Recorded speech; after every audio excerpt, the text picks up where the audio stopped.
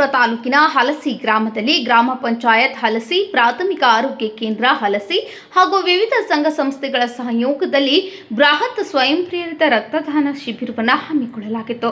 ಈ ಶಿಬಿರವನ್ನು ಪ್ರಾಥಮಿಕ ಆರೋಗ್ಯ ಕೇಂದ್ರದಲ್ಲಿ ಹಲಸಿ ಗ್ರಾಮ ಪಂಚಾಯಿತಿ ಅಧ್ಯಕ್ಷರಾದ ಪಾಂಡುರಂಗ್ ಬಾವ್ಕರ್ ಇವರ ಅಧ್ಯಕ್ಷತೆಯಲ್ಲಿ ಉದ್ಘಾಟಿಸಲಾಯಿತು.